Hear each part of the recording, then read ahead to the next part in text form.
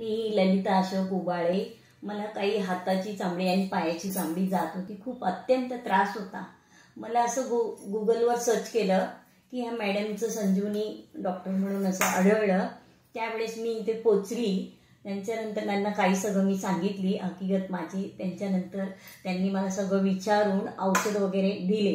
त्या औषधाचा मला इतका आराम पडला की मला 75% मी स्वतःला समजते की मला खूपच गुण पडलेला आहे.